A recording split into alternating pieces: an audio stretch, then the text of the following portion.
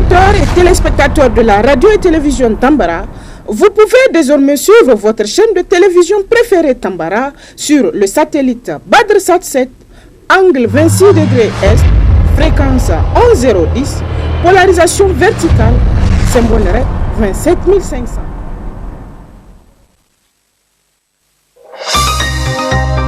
Suivez le journal avec STM Transport Voyageurs. Une nouvelle façon de voyager.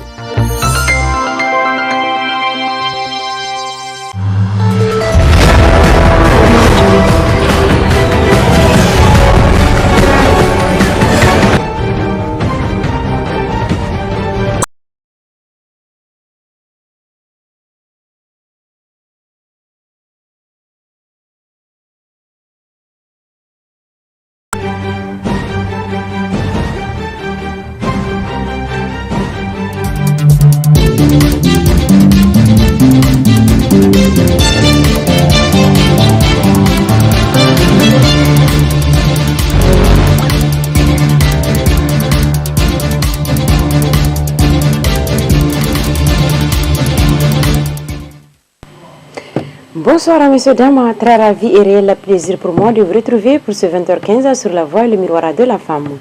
Sous le patronage du ministre d'État, ministre de l'Intérieur, de la Sécurité publique et de l'administration du territoire, a organisé le lancement officiel de la campagne nationale d'engagement des communes sur l'enregistrement universel des naissances. Ce 25 novembre 2025 au centre de conférence internationale Mahatma Gandhi. Suivez cet extrait. L'enregistrement des naissances est essentiel pour chaque pays, en ce sens qu'il est la base pour tout citoyen de son identité juridique. L'enregistrement des naissances permet de ce fait une gouvernance adéquate. Cette existence juridique permet à l'État l'anticipation dans la planification de toutes les actions d'investissement dans l'humain. Chaque année, dans le monde, 36 millions d'enfants, 36 millions de naissances ne sont pas enregistrés. En Afrique, 91 millions d'enfants qui ont moins de 5 ans n'ont pas d'acte de naissance, alors que l'acte de naissance est le résultat d'un enregistrement planifié qui contribue à l'atteinte de la souveraineté et de tout développement harmonieux et équilibré, car l'enregistrement des naissances est un outil de maîtrise des événements majeurs de la vie, à savoir la naissance, les mariages et les décès. Au Niger, la région de Niamey occupe la première place, avec un taux de plus de 90% d'enregistrement de naissance chaque année. Nous réaffirmons ici, Monsieur le ministre d'État, toute notre disponibilité et notre engagement de tous les sabres régionaux et communaux à respecter d'une part les engagements inhérents à l'amélioration de ce taux d'enregistrement et d'autre part à marquer notre attachement indéfectible aux principes et aux valeurs contenues dans la politique nationale de l'État civil. Les différents responsables, régionaux et communaux, seront instruits à cet effet, principalement les responsables régionaux et communaux de l'État civil, car nous sommes conscients que ce sont des registres de naissance qui donnent aux statistiques de l'État civil des données précises sur la taille et la structure de la population d'un État et servent de charpente à l'identification et à la détermination des besoins en école, en hôpitaux, en infrastructures et en politique sociale. Un État civil fiable est un acte de légitimité pour tout citoyen. Il est également un acte de souveraineté pour tout État. Le lancement de cette campagne intervient après que la communauté internationale a commémoré la Journée internationale de l'identité le 16 septembre 2025 Et ici au Niger, nous avons commémoré la semaine dernière la Journée internationale des droits de l'enfant. Ces journées célébrées depuis septembre 2018 marquent un tournant dans l'engagement de la communauté internationale en faveur de l'objectif de l'un des objectifs de développement durable et, je cite, « garantir l'identité juridique pour tous d'ici 2030, notamment grâce à l'enregistrement des naissances ». Le Niger, pour marquer son engagement, a signé en mai 2023 un décret instituant la journée du 16 septembre comme la Journée nationale de l'identité.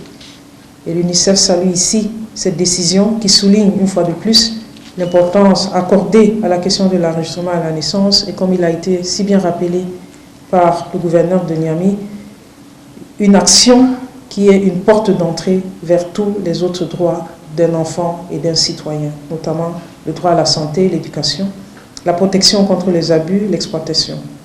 L'enregistrement, comme nous le savons, est une reconnaissance même de l'existence d'un enfant et d'un être humain. C'est le lieu ici de remercier le gouvernement du Niger, non seulement pour la confiance qu'il nous a accordée en tant qu'UNICEF pour accompagner les actions, mais aussi pour tous les efforts, aussi bien au niveau juridique, politique que financier, accomplis dans l'amélioration du système d'enregistrement des faits d'état civil. Donc il s'agit des questions des divorces, des mariages et aussi des naissances. Comme en témoigne la revue récente du plan stratégique de l'état civil 2023-2027 pour le rendre plus opérationnel et en phase avec la refondation du Niger. C'est le lieu de rendre un témoignage à la Direction générale de l'état civil et ses cadres dans leur vision et volonté d'implémenter un système de l'état civil informatisé, pourvoyeur des statistiques démographiques et interopérable avec toutes les structures d'identification du Niger. Soyez rassurés que l'UNICEF restera à vos côtés pour l'atteinte de cet objectif qui garantit le premier droit de l'enfant. Excellences, Monsieur le Ministre, Mesdames et Messieurs, la présente campagne axée sur l'engagement des communes est stratégique. L'engagement des communes est la clé de voûte de la réussite. L'État, à travers le Code général des collectivités territoriales, a transféré certaines compétences aux communes, dont celle de l'État civil. Ainsi, la loi numéro 2019-29 du 1er juillet 2019 portant un régime de l'État civil au Niger a défini les responsabilités que doivent jouer les officiers de l'État civil. En juin 2024, nous avions lancé la campagne Hankinyara, l'enregistrement des millions d'enfants de moins d'un an. Les résultats ont été satisfaisants avec l'enregistrement de plus de 851 000 enfants tout au long du territoire, soit un taux de réalisation de 85% par rapport à l'objectif fixé et nous ne pouvons que nous en féliciter. Cette nouvelle campagne que nous lançons aujourd'hui est innovante car elle est organisée avec la présence des officiers de l'État civil, en l'occurrence les administrateurs délégués de la ville de Niamey, des 5 arrondissements communaux et ceux des 45 communes de la région du Tillabéri. Ce choix exprime la volonté de partager avec les autorités communales la responsabilité qui est à la leur dans le domaine de l'état civil. Ce moment constitue une occasion d'analyser les efforts accomplis et les mesures d'accélération pour les écarts restants, car tant qu'un enfant n'est pas enregistré à la naissance, malheureusement, il reste invisible et par conséquent non connu dans la fourniture des services sociaux et pour la planification dont l'État a besoin pour pouvoir jouer son rôle. Permettez-moi donc d'avoir une pensée pour les milliers d'enfants de ces communes qui sont pour l'instant privés d'acte de naissance à raison de la sécuritaire. Mais personne ne doit être laissé pour compte. Excellences, Monsieur le Ministre, Mesdames et Messieurs, la refondation du Niger en cours passera aussi avec la généralisation de l'État, de l'identité légale. Après, avec l'informatisation du système de l'état civil qui est mise à l'échelle dans plus de 150 communes, il est urgent de mobiliser toutes les forces afin de garantir l'enregistrement de chaque naissance et les autres faits de l'état civil. C'est pourquoi vous me permettrez ici de faire un plaidoyer pour l'adoption du plan stratégique opérationnel 2025-2027. Il permettra aux communes de disposer d'outils concrets pour élaborer des micro-plans locaux d'enregistrement et de sensibilisation, car les communes sont les mieux placées pour mobiliser les leaders communautaires, les agents de santé, les enseignants et les familles. Je fonde l'espoir et j'en suis convaincu que les 266 communes du Niger vont s'engager et que lors du bilan du décembre 2026, nous allons pouvoir tous les honorer et honorer celles qui auront relevé le défi de l'enregistrement universel. L'état civil est un véritable outil de souveraineté nationale, en ce sens qu'il confère à chaque citoyen une identité légale et au pays des données démographiques fiables. Du reste, cette question cadre parfaitement avec l'axe 4 de la vision de son Excellence, le général d'armée Abdrahmane Chani, président de la République, chef de l'État. En somme, le cadre juridique et institutionnel de l'état civil au Niger a permis d'aligner aux standards internationaux en dépit de quelques insuffisances. D'ores et déjà, mon département ministériel a engagé le processus de révision de ces textes pour mieux répondre aux attentes des citoyens. Dans le même ordre d'idées et dans le cadre d'un plan stratégique d'amélioration de l'enregistrement des faits de l'état civil 2023-2027, une campagne nationale d'enregistrement des naissances des enfants de moins d'1 an a été menée en 2024 par mon département ministériel, avec l'appui d'un de nos partenaires stratégiques, en l'occurrence de l'UNICEF.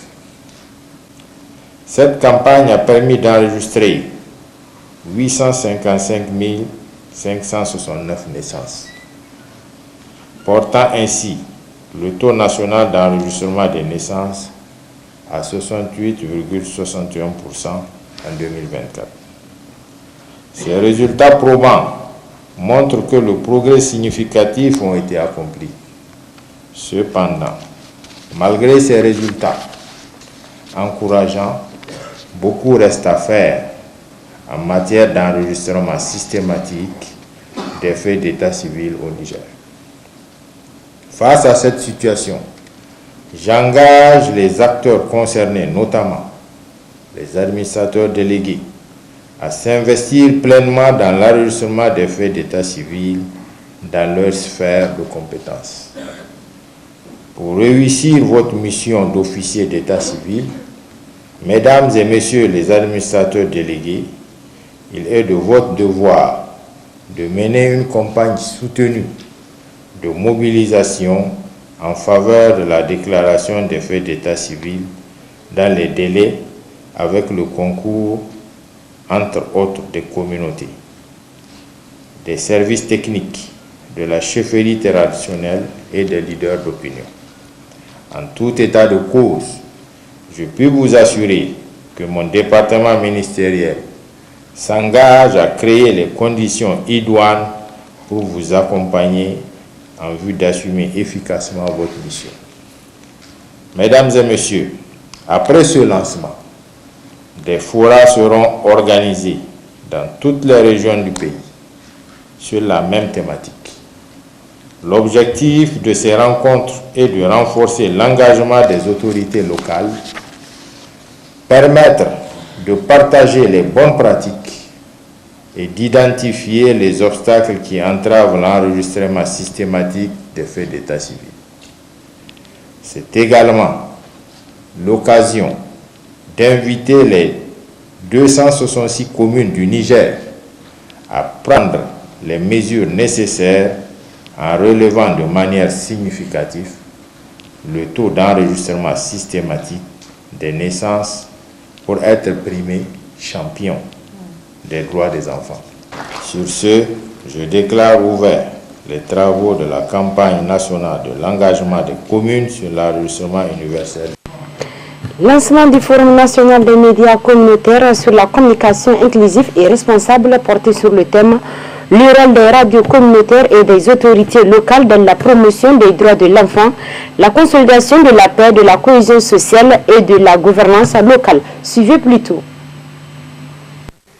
La rencontre de ce matin est consacrée au lancement du Forum national des médias communautaires sur la communication inclusive et responsable. Un thème qui sied aux exigences du moment. En général, on entend par médias tout moyen de large diffusion de l'information. Cette évidence accorde une place de choix aux médias dans nos sociétés modernes. En effet, La communication à travers les médias est le meilleur moyen d'optimiser les résultats sociaux, tant la communication permet à chacun de s'exprimer dans les limites à visage humain. De nos jours, dans notre monde triséqué, les médias font asseoir leur domination sur les nouvelles façons de créer et d'exploiter l'information et le savoir. L'interaction entre société et médias devient alors une impérieuse nécessité, car plus les médias sont globalisés, plus les citoyens aiguisent le besoin de garder leur lien avec la société. Au cours de l'une de mes récentes visites de terrain, j'ai rencontré Hadja Hawa. Hadja Hawa est animatrice d'une radio communautaire. Les yeux brillants, quand nous avons commencé à interagir, elle m'a confié ces mots qui résonnent encore en moi. Je cite: « Quand je parle au micro, j'ai l'impression de m'adresser à chaque foyer. La radio entre dans toutes les maisons, même là où il n'y a ni école ni route. Grâce à elle, je parle à chaque maman, à chaque papa, avec des messages qui font grandir nos enfants et contribuent à la cohésion sociale au sein de nos communautés. » Fin de citation. Cette phrase est une lumière. Elle dit la force de la radio communautaire. Un simple micro, un petit studio, mais une portée immense. Une voix qui traverse les distances, franchit les obstacles et touche les esprits. C'est cela que nous célébrons aujourd'hui, mesdames et messieurs. Excellences, Monsieur le ministre d'État, Mesdames et Messieurs, je suis honoré de prendre la parole au nom de l'UNICEF à l'occasion de ce forum national. Ce moment est plus qu'une rencontre. C'est une reconnaissance collective d'un outil qui relie le Niger à lui-même, à savoir un outil qui tisse les liens de la citoyenneté, de l'espoir et du développement. Je salue l'engagement du gouvernement du Niger, à travers vous, Monsieur le ministre de la Communication et des Nouvelles Technologies de l'Information, pour son travail constant en faveur d'un paysage médiatique fort, inclusif et fidèle aux réalités du pays. Je remercie également les femmes et les hommes qui chaque jour font vibrer les ondes, les journalistes, les animateurs, les techniciens, les directeurs de radio. Vous êtes les artisans de la proximité, les messages au quotidien, les gardiens de la parole communautaire. Chers membres des radios communautaires, votre rôle dépasse l'information. Vous êtes la voix qui accompagne les nuits, vous êtes le conseil qui rassure les parents inquiets, vous êtes le débat qui éclaire la parole, qui console, le message qui mobilise. Dans un pays où tant vivent loin des centres urbains, vous êtes les premiers relais, les premiers témoins, parfois même les premiers secouristes des consciences. Grâce à vous, les droits de l'enfant ne sont pas seulement des textes, ils deviennent des gestes, des habitudes, des protections réelles. Grâce à vous, l'allaitement maternel est expliqué, la vaccination est compromise, l'éducation des filles est valorisée, les violences sont dénoncées et la cohésion sociale est assurée. Grâce à vous, des vies changent, parfois silencieusement, mais profondément, elles changent. À l'UNICEF, nous sommes fiers d'être à vos côtés. Nous avons vu des villages se transformer, des mentalités évoluer, des dialogues naître là où il y avait le silence. Et nous savons que derrière ces avancées, il y a vos voix, vos micros, vos heures d'antenne et vos engagements. Le thème de cette édition, rôle des radios communautaires et des autorités locales dans la promotion de la paix, la cohésion sociale et la gouvernance locale, traduit une conviction. Pas de paix durable sans information fiable. Pas de gouvernance locale efficace sans accès équitable à l'information. Pas d'avenir sans la protection des droits de l'enfant. Ce forum intervient dans la dynamique créée par la tournée nationale récemment menée par le président de la République. L'État écoute, s'explique, agit. Nos radios communautaires et nos autorités locales sont en première ligne contre la désinformation, pour le dialogue et la médiation.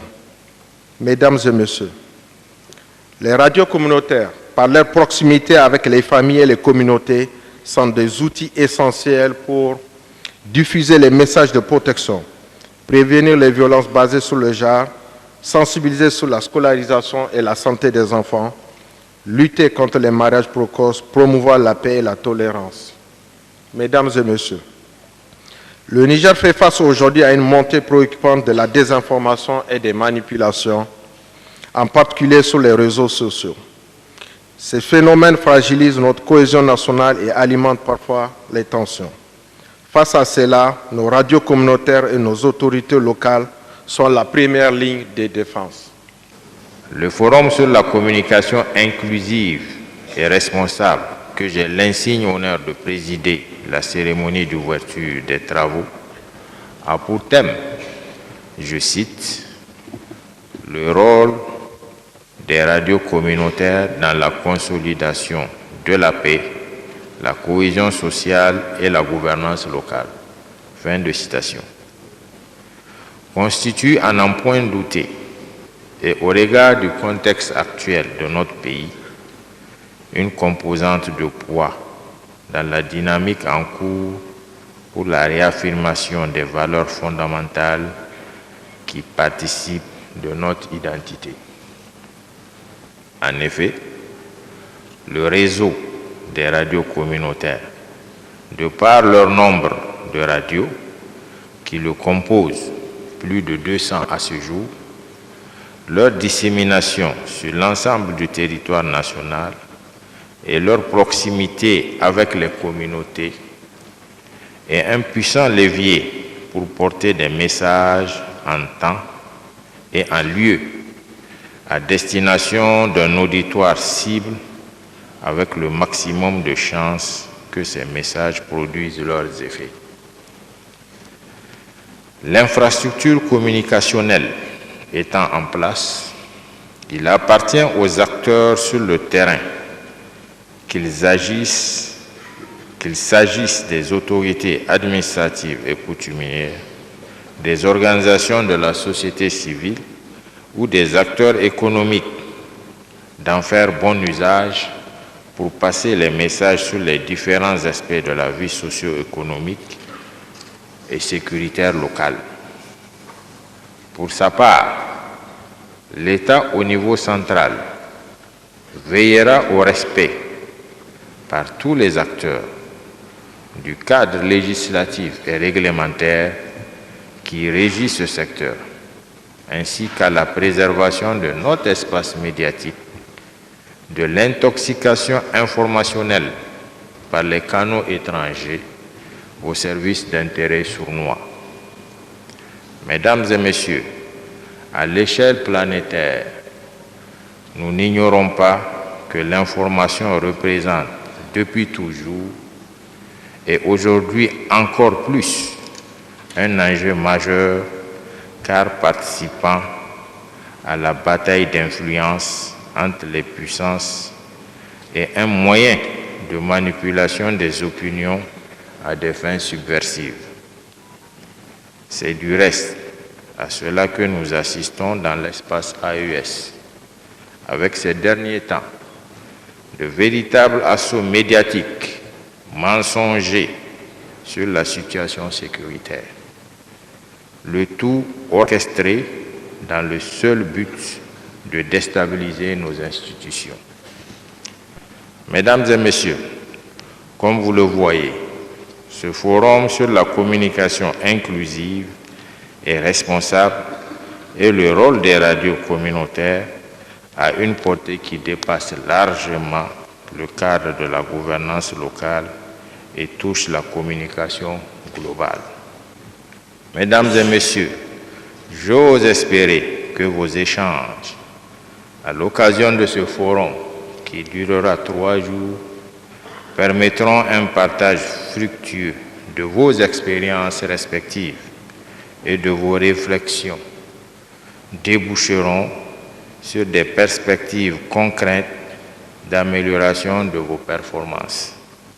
L'État, pour sa part, se tiendra toujours à vos côtés pour tout ce qui va dans le sens de permettre à nos populations d'être au fait de la marche et de son environnement immédiat, ainsi que de la marche du monde. Toujours dans le même ordre d'idées, le lancement de la campagne de 16 jours d'activisme de lutte contre les violences faites aux femmes porte sur le thème « Tous unis pour mettre fin à la violence numérique à l'égard des femmes » tenue ce mardi 25 novembre 2025 dans l'enceinte de Mahatma Gandhi. Suivez cet extrait.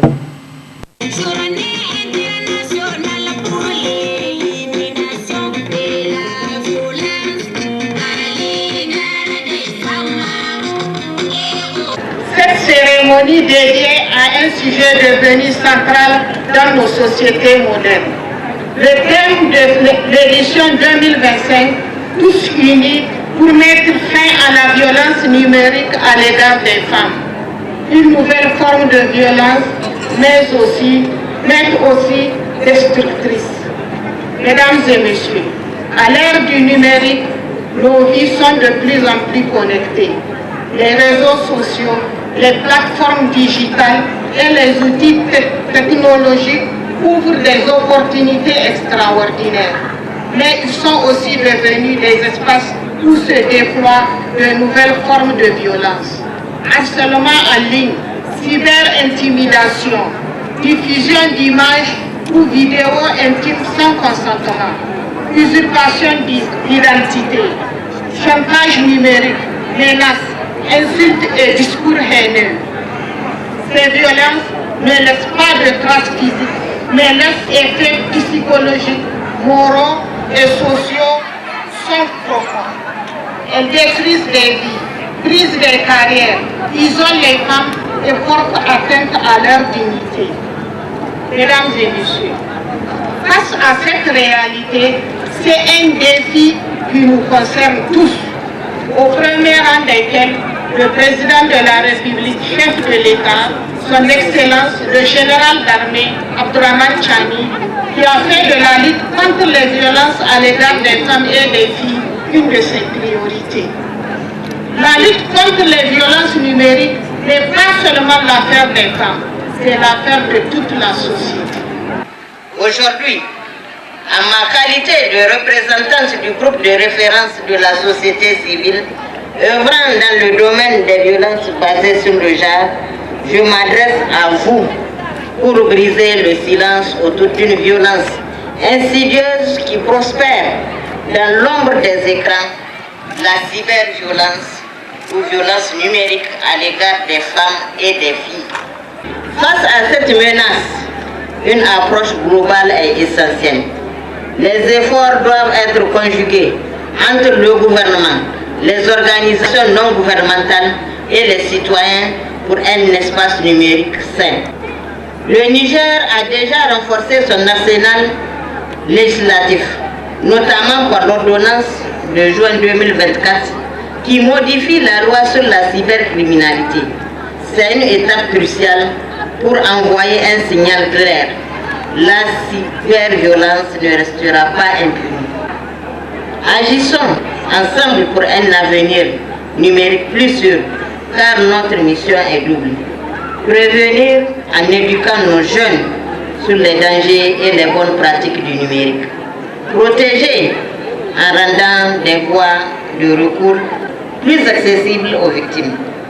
Punir en appliquant de manière juste et efficace les lois en vigueur. Nous devons encourager une culture de la résilience où les victimes de cyberviolence savent qu'elles ne sont pas seules et qu'elles peuvent obtenir de l'aide. En somme, pour les femmes et les filles du Niger, la sécurité ne doit pas s'arrêter à la porte de leur foyer, mais s'étendre à chaque clic, chaque message, chaque interaction en ligne. En travaillant ensemble, nous pouvons faire du Niger un espace numérique plus sûr, plus juste et plus égalitaire pour tous en cette ère de souveraineté. Les outils numériques, bien que porteurs de promesses, étouffent trop souvent la voix des femmes, amplifient les préjugés et alimentent les harcèlements. Ces mots, prononcés récemment par le secrétaire général des Nations Unies, nous rappellent une réalité incontournable. Le numérique, sans protection adéquate, devient un terrain fertile pour de nouvelles formes de violence. C'est pourquoi nous nous réunissons aujourd'hui pour commémorer la Journée internationale pour l'élimination de la violence à l'égard des femmes et pour lancer la campagne de 16 jours d'action patriotique. C'est un moment fort pour renouveler notre engagement collectif. Cette année, le Niger a choisi un thème d'une grande importance, tous unis pour mettre fin à la violence numérique à l'égard des femmes et des filles pour garantir leur souveraineté. Les données mondiales sont alarmantes à ce sujet. 58% des jeunes femmes et des filles ont déjà été victimes d'harcèlement en ligne. Entre 12 et 14 ans, au moment où les risques numériques s'intensifient, les filles sont de moins en moins inclinées à demander de l'aide. Au Niger, l'usage croissant des outils numériques tels que le Snapchat, le TikTok, notamment par les jeunes, ouvre des opportunités d'apprentissage et d'innovation, mais expose également à des risques mal compris ou sous-estimés. Dans ce contexte, nous devons reconnaître la souffrance des survivantes, d'écouter leurs récits, de comprendre leurs besoins et d'agir avec détermination.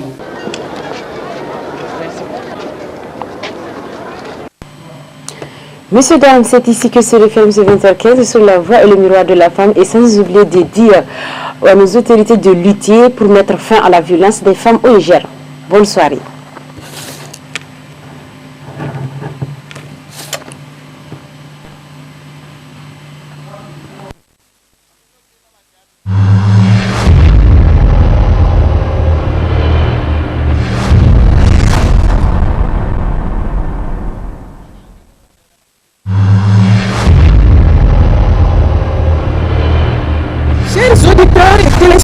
De la radio et télévision Tambara, vous pouvez désormais suivre votre chaîne de télévision préférée Tambara sur le satellite BadrSat 7, angle 26 degrés Est, fréquence 11010, polarisation verticale, symbole 27500.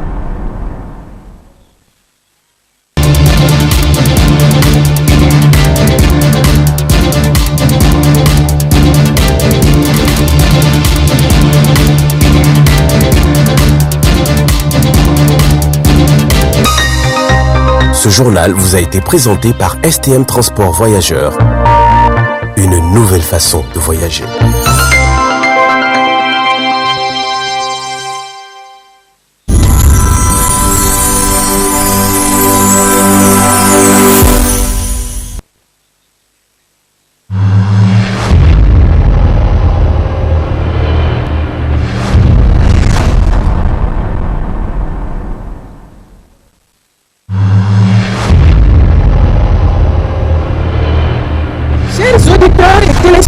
De la radio et télévision Tambara, vous pouvez désormais suivre votre chaîne de télévision préférée Tambara sur le satellite BadrSat 7, angle 26 degrés Est, fréquence 11010, polarisation verticale, symbole 27500.